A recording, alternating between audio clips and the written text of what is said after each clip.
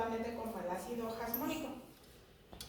Pero hay tres formas que pueden inducir la respuesta, y es no solamente el ácido jasmónico, sino el metilhasmonato y el jasmonato isolerosina. O sea, son tres, el ácido jasmónico y dos modificaciones que ahorita vamos a ver a continuación, que tienen actividad. Por eso ya no se llama solamente ácido jasmónico, sino jasmonatos, para hacer referencia pues a estas tres formas que pueden inducir la respuesta.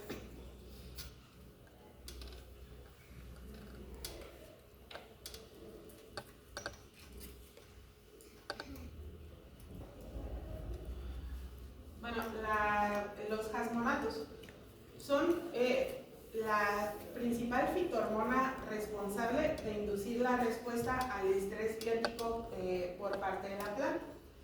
Las plantas interactúan con muchos organismos por la forma en la que crecen y desarrollan diferentes relaciones con cada uno de los organismos.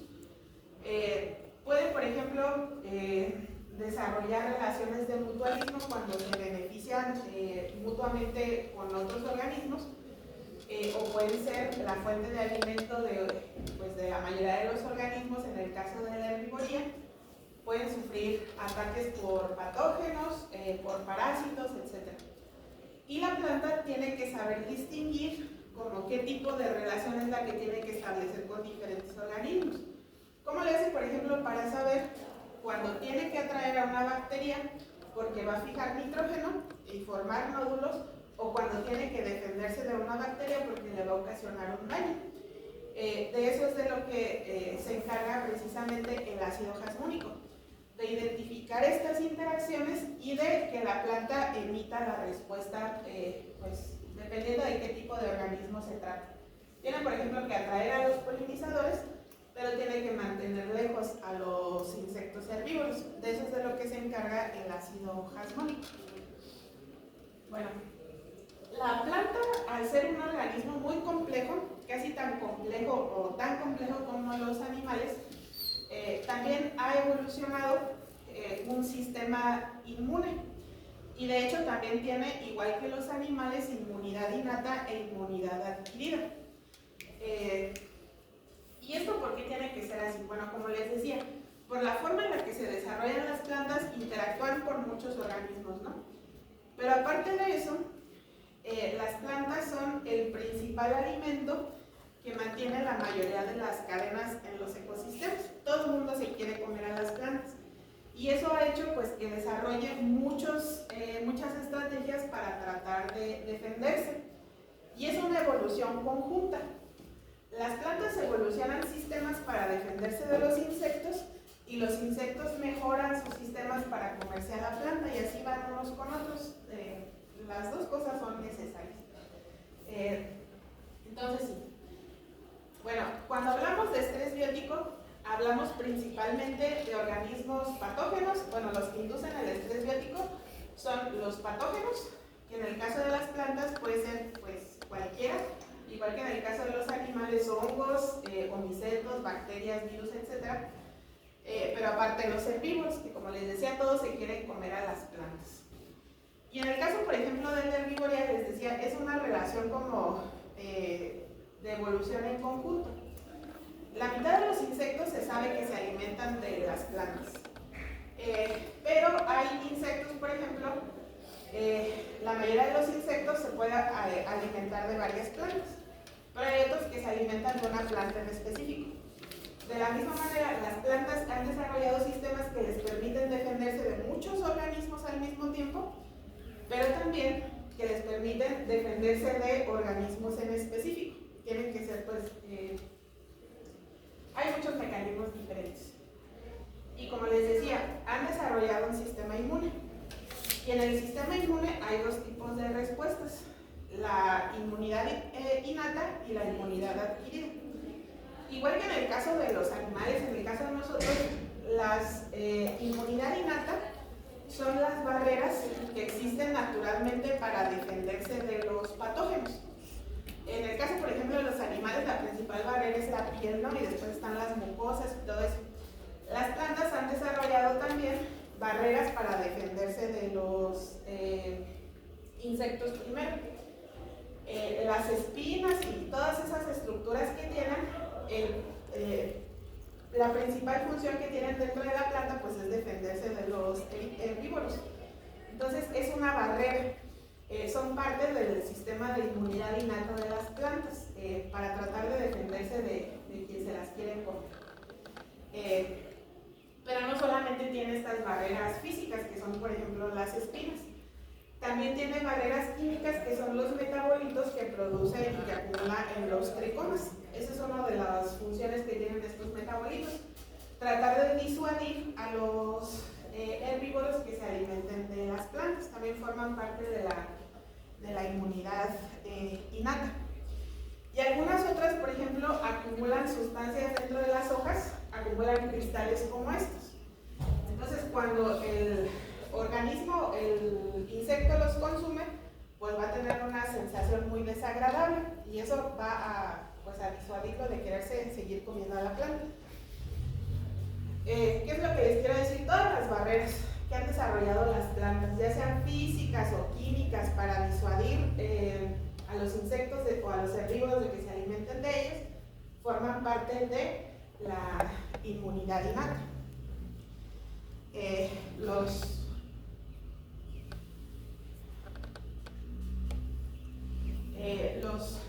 mecanismos de movilidad y todo eso pues forman parte tienen el mismo objetivo.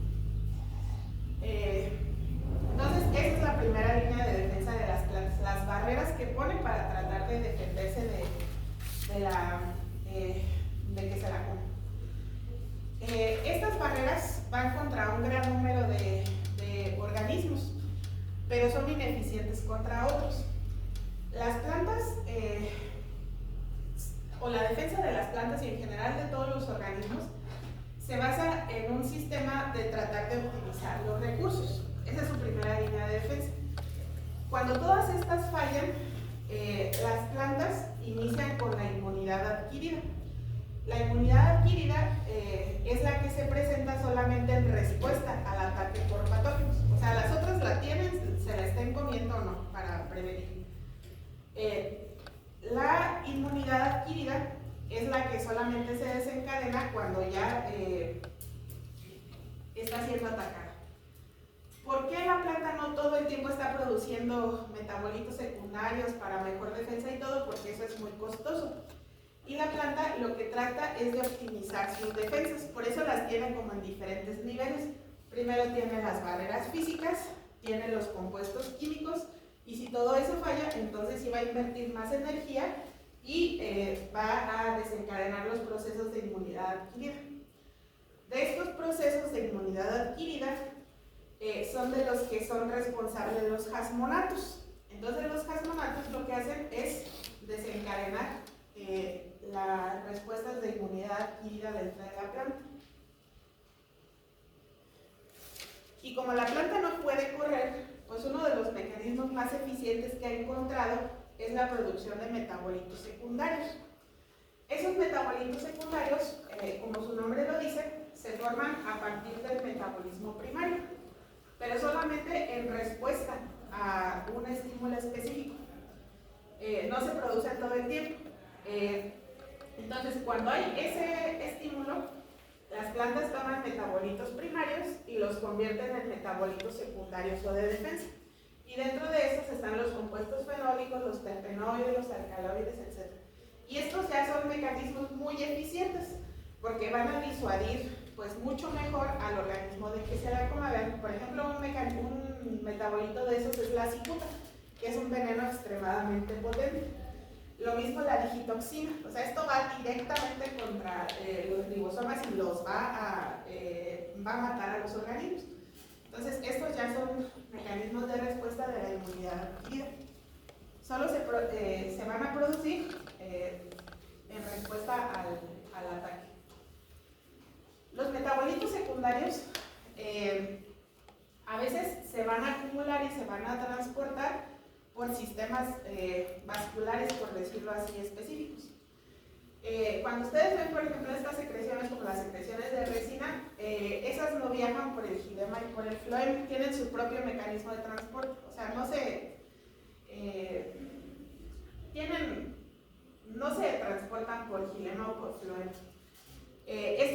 transportan, por ejemplo, dentro de las células hay espacios o se forman ductos específicos, células de parénquima específicas que son las que transportan estos metabolitos. Entonces, no viajan normalmente por filema y por floema, sino por sistemas vasculares específicos.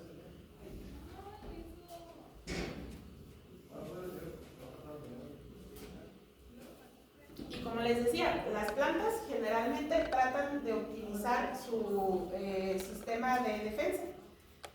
Y estos metabolitos también se suelen acumular como en regiones específicas de la planta. Cuando la planta está siendo atacada por patógenos,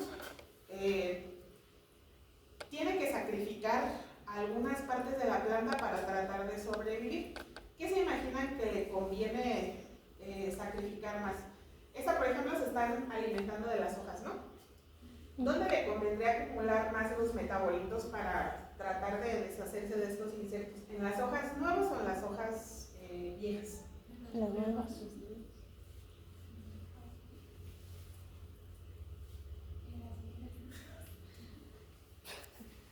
Muchas veces estos metabolitos a veces tratan de disuadir. Las plantas tienen muchos sistemas para optimizar su defensa.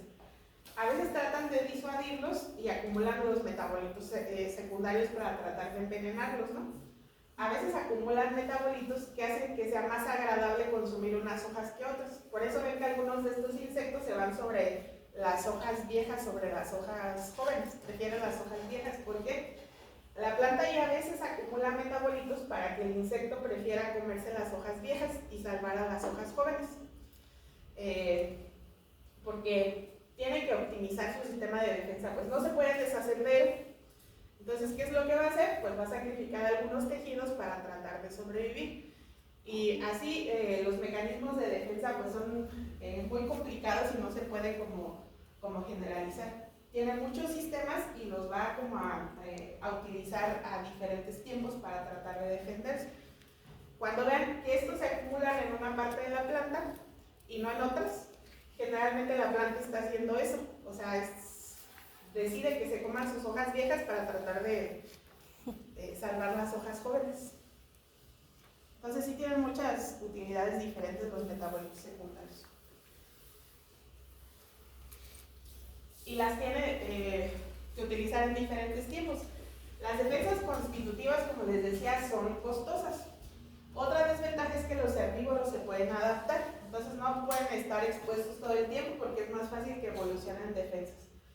De manera que la mayoría de las plantas han evolucionado sistemas adicionales que son inducibles, que es lo que les decía que tiene que ver con la inmunidad adquirida y es donde van a participar los jasmonatos. También otra cosa que hay que considerar es que los microorganismos que están induciendo el estrés biótico tienen diferentes características. Algunos, por ejemplo, se van a alimentar del floema. Entonces lo que quieren es entrar a la célula de la planta. Otros se van a alimentar del contenido de las células. Otros, por ejemplo, se alimentan de todo, son los masticadores. Otros van a reconocer, o más bien van a desencadenar como respuestas específicas. La planta tiene que saber distinguir entre cuál de estos organismos le está atacando para emitir una respuesta. Y lo que distingue son moléculas específicas que se llaman patrones moleculares asociados con herbívoros. Por ejemplo, si se alimentan del floema, muchos de estos organismos lo que van a producir son enzimas para tratar de romper la célula y poder entrar a la planta. Entonces, la planta sabe que eso es lo que están tratando de hacer y tiene que emitir una respuesta corta. En el caso de los masticadores, aquí lo que va a detectar son, por ejemplo, moléculas que están presentes en la saliva de los herbívoros o de los insectos. Y así es como saben que se la quieren comer. Entonces, dependiendo del mecanismo, pues, va a haber una molécula diferente, que es la que va a detectar la planta. Y en base a esa molécula va a emitir una respuesta específica. Por ejemplo, estos de aquí son los patrones moleculares asociados con herbívoros. Hay otros que se llaman TAMS, que se llaman patrones moleculares asociados con daño. Hay patrones moleculares asociados con patógenos, los PAMs. Entonces sabe cuál es la respuesta que tiene que emitir porque está detectando una señal diferente.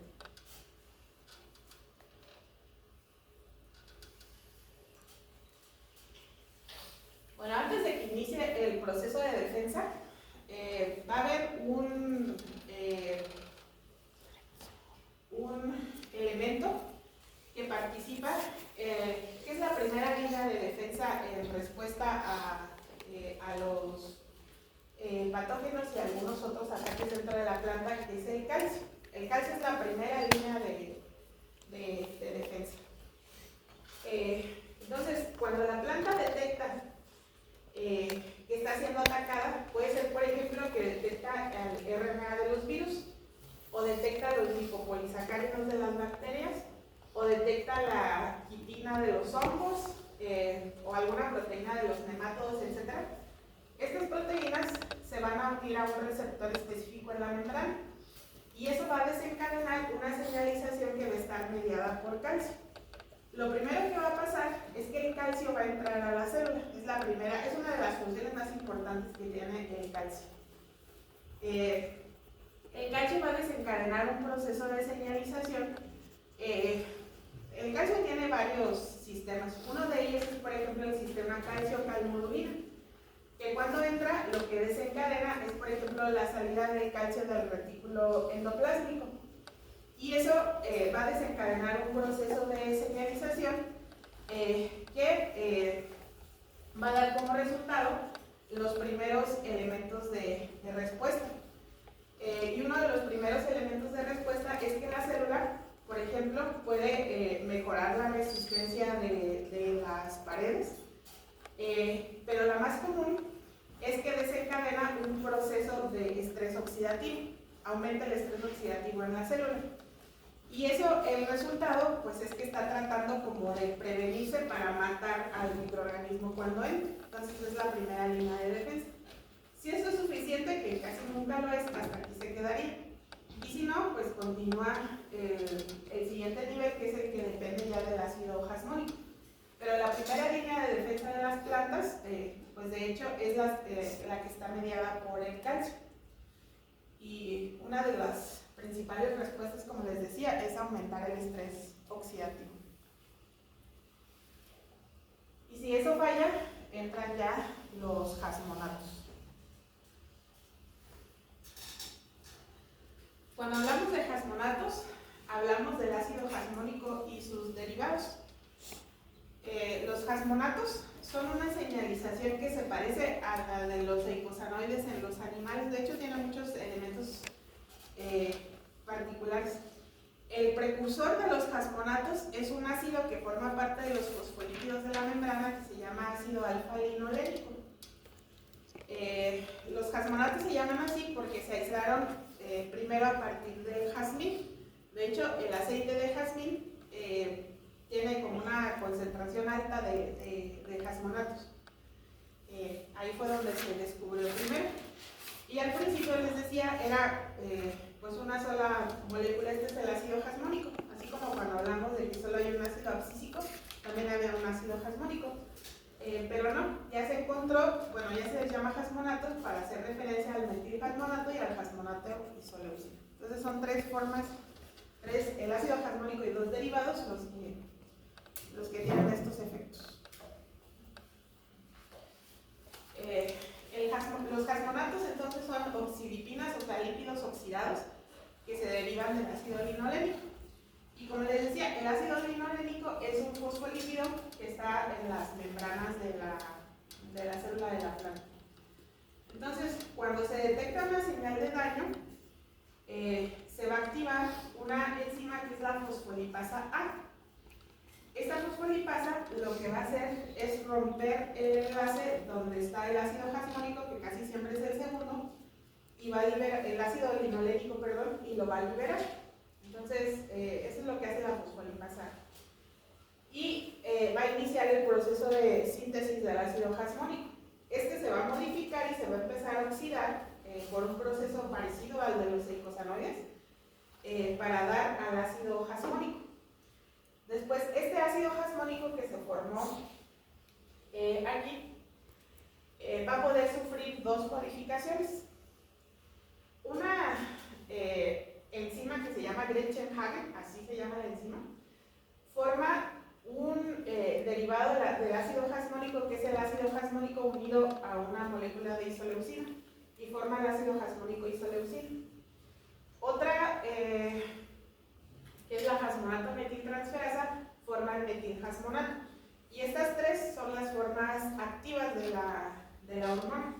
El ácido jasmónico como tal, la forma más activa de todas, que es el ácido jasmónico isoleucina, y el metilhasmonato.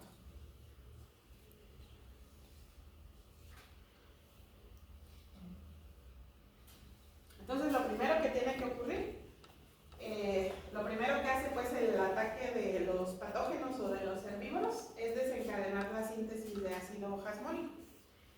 Y ya el ácido jasmónico pues es el que se va a encargar de emitir una respuesta. El ácido jasmónico funciona también a través del sistema SCF. ¿Se acuerdan cuando habíamos visto a SCF? SCF.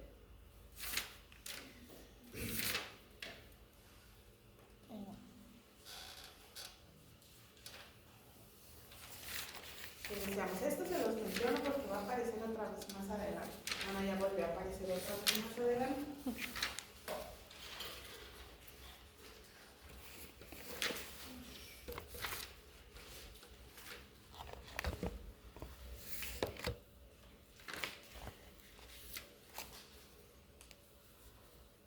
En las auxinas.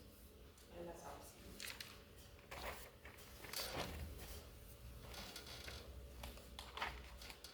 Entonces, aquí los tres van a interactuar con este sistema SCF, que también reconoce promotores de genes que están relacionados sobre todo con la síntesis de metabolitos secundarios.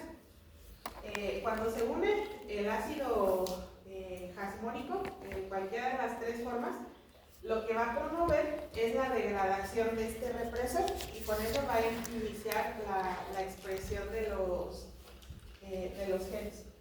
Bueno, en la síntesis de los jasmonatos, eso pues no se los mencioné en la otra diapositiva, esa va a empezar en los plásmidos. Después, las reacciones de oxidación van a ocurrir en los peroxisomas y las últimas fitohormonas, las últimas enzimas, perdón, las que, por ejemplo, la Gretchen-Hagen ya va a actuar en el citosol.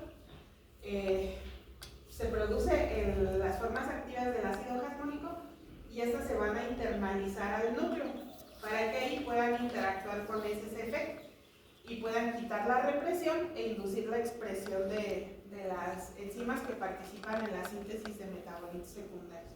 Entonces también participa a nivel de la expresión de genes. Y esto está mucho más descrito porque, pues de hecho, se describió primero aquí que con las, o se ha descrito mejor aquí que con las auxinas.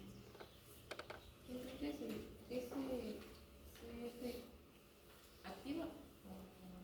SCF normalmente está unido y los genes no se pueden expresar. Cuando llega el ácido jasmónico isoleucina o cualquiera de los tres, lo que hace es quitarlo y hacer que lo degrade, de manera que ya deja de reprimir y empieza la expresión de genes. ¿Qué tiene la represión de las auxinas?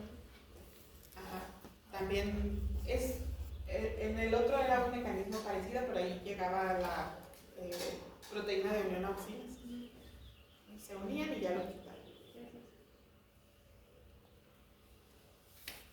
Y el resultado, pues, como les decía, es inducir la expresión de enzimas que participan en la síntesis de metabolitos secundarios.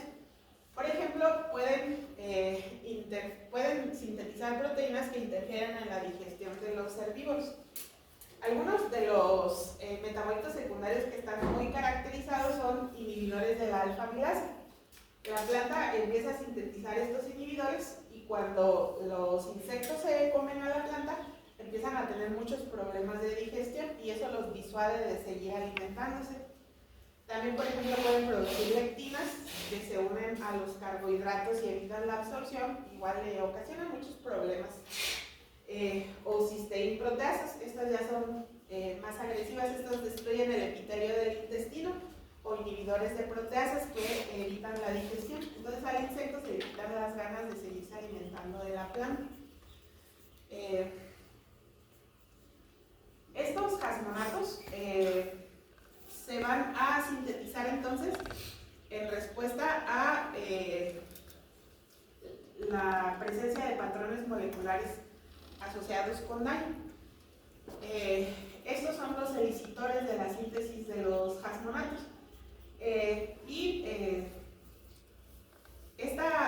Como esta forma en la que se sintetizan ha dado lugar a que se utilicen estos elicitores como si fueran vacunas, tienen exactamente el mismo principio.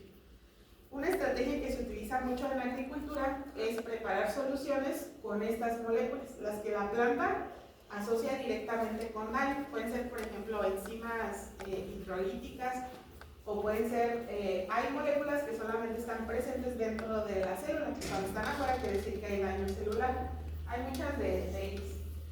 Una de ellas es, por ejemplo, el DNA de doble cadena, solamente hay o péptidos, etc. Todo esto indica daño celular. Entonces se preparan soluciones, se lo ponen a la planta y la planta piensa que se la están comiendo. Desencadena la síntesis de ácido jasmónico y funciona como si fuera una vacuna. La planta se hace más resistente y cuando ya llegan a atacarla, pues la planta ya está preparada. Y se hacen las plantas más resistentes al ataque por patógenos. Es el mismo principio de las vacunas, pero aplicado a las plantas. Y uno de los modelos que más he estudiado es el de la cistemina, de cómo el ácido jasmónico participa en la respuesta. La cistemina es un péptido que está relacionado con la herbivoría. Generalmente las hojas, esto se estudia en el tomate, las hojas de tomate dañadas lo que hacen es sintetizar un péptido señal, que en este caso sería la cistemina. Esa cistemina se sintetiza como un péptido de 200 aminoácidos, después tiene un procesamiento catalítico y queda un péptido ya señal de 18 aminoácidos, que actúa como si fuera una señal.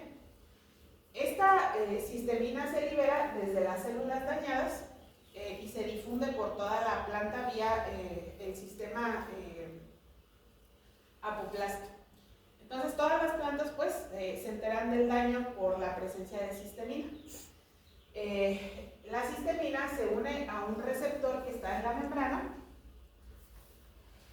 y desencadena el proceso de síntesis de ácido jasmónico. Desde lo que habíamos visto, induce a la fosfolipasada para que libere el ácido linolénico, se libera el ácido linolénico, se oxidan los peroxisomas, etc. y se sintetiza el ácido jasmónico. El ácido jasmónico después se transporta a través del floema hacia diferentes partes de la planta y va a ser absorbido por determinados tejidos. ¿Y qué es lo que va a provocar la absorción del ácido jasmónico?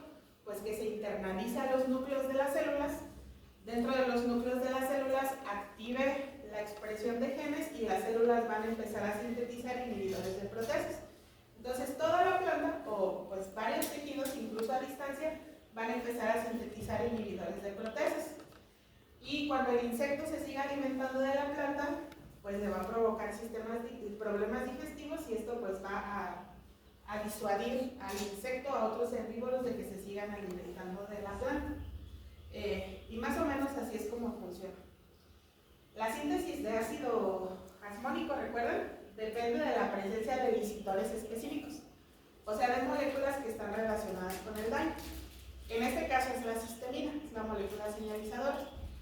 La cistemina se difunde en varias células, induce la síntesis de ácido jasmónico en varias células, el ácido jasmónico que se sintetiza se vuelve a difundir y cuando llega a las células se internaliza en el núcleo y va a hacer que empiecen a producir inhibidores de proteasas. Y de esa manera la célula se va a poder defender de los ataques por patógenos. Esto se puede, hay muchos, bueno, a ustedes creo que no les tocó, pero luego había muchos proyectos donde el objetivo era aplicar ácido jasmónico para mejorar la defensa de la planta. Pero aquí, imagínense que ustedes quieren hacer esto en la planta de fresa. ¿Qué resultados se imaginan que obtendrían?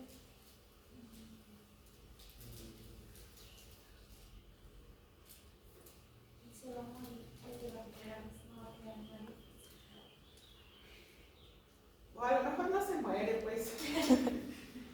Pero lo que hace el ácido jasmónico no es defender a la planta. O sea, el ácido jasmónico no defiende a la planta.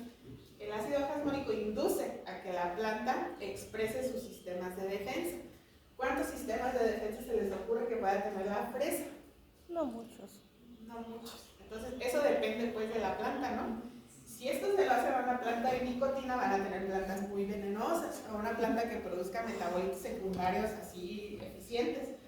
Pero en una planta de fresa, pues no hay mucho que la planta pueda hacer. Entonces, el ácido jasmónico no defiende a la planta, induce la expresión de sistemas de defensa, pero eso ya depende de la planta. Entonces, eso también tiene que ver con la efectividad de estos tratamientos. En la fresa obviamente no van a funcionar muy bien, no tienen con qué defenderse. Y lo mismo con el ácido salicílico, lo que se aplique, eso depende de los sistemas de la planta. Pero así es como funciona. Se sintetiza, ¿perdón? ¿Se serviría más aplicarlo durante mucho tiempo para que se vean los efectos a largo plazo en algún caso de evolución o no tiene ningún caso aplicarlo? Esa es una buena pregunta. Cuando se aplican los helicitores, porque esto da lugar a toda la tecnología de los helicitores, ¿no? Se tienen que aplicar en estados tempranos del desarrollo de la planta, con mucho tiempo de anticipación, esa es otra cosa. Porque esta no es una respuesta inmediata, la mediada por el ácido jasmónico. Va a tardar en lo que se expresa, se difunde y luego va y se expresa, entonces tarda mucho tiempo. Si no es ya cuando está atacando, ya poco puede hacer, es antes para prevenir. Y a veces aplicar ácido jasmónico sí tiene como cierta utilidad, ¿no? Se ahorran el tiempo que tarda en producirse el ácido jasmónico, ya se lo aplican directamente. Y a veces lo que hacen es que aplican los metabolitos que sintetiza el ácido jasmónico. Por eso también, por ejemplo, los alcaloides o los polifenoles como el resveratrol, cuando lo aplican, tienen un efecto en la defensa. Porque el ácido jasmónico lo que haría sería hacer que la planta produzca esos metabolitos. Entonces lo que hacen es aplicarlos directamente. Pero pues obviamente, ¿qué creen ustedes que sea mejor? ¿Aplicar directamente en este caso los inhibidores de proteasas o aplicar el ácido jasmónico? En tiempo es más rápido los inhibidores de proteasas en teoría, pero ¿qué desventaja le ven a aplicarlos directamente? Pues la cantidad, o sea, porque la planta, cuando lo hace la planta, sabe cuánta cantidad necesita para que pues también puede ser después, en vez de ser algo ayudando para la planta, puede ser peor y uno no sabe como cuánto exactamente, entonces puede ser que hasta matemos la planta o la hagamos más venenosa de lo que... Sí, eso es exactamente por lo que cuando mucho se puede acelerar aplicando el ácido jasmónico, pero incluso es mejor el elicitor por la cuestión de la concentración y también de la absorción. Aquí la planta lo produce solita, no depende de la toma de la fitohormona. Y pues en eso se basa el sistema de vacunas contra las plantas y el uso de herbicidas. ¿Hasta aquí tienen alguna? Sí, el modelo de sistemina, ¿cómo se relaciona con pues otras cosas como, por ejemplo, también tiene que ver con ácido salicílico y así? Sí, tienen, bueno, eso lo vamos a ver en la siguiente clase, pero son dos respuestas diferentes. El ácido salicílico induce una respuesta que se llama respuesta de hipersensibilidad. El ácido salicílico es una respuesta más drástica la que promueve en la planta. No es exactamente con el modelo de la cistemina, porque de hecho el ácido salicílico induce la producción de otras moléculas que se llaman fitoalexinas. Se complementan, pero no se traslapan como tal, pues. Es otra respuesta. ¿Y con la ruta del etileno? El etileno es el que coordina las dos respuestas. Eso también lo vamos a ver en la siguiente clase. El etileno es el que conecta las dos y el ácido salicílico y el ácido jasmólico se complementan, pero esta es del ácido jasmólico, no del ácido salicílico. Es diferente. Y eso sería todo, chicos. Vamos a ver. En la herbolaria mexicana que se utiliza es para combatir como algunas enfermedades, normalmente estomacales, también incluye la producción de ácido jasmólico de esas plantas. Sí, porque muchos de los componentes que se utilizan son metabolitos secundarios. Entonces,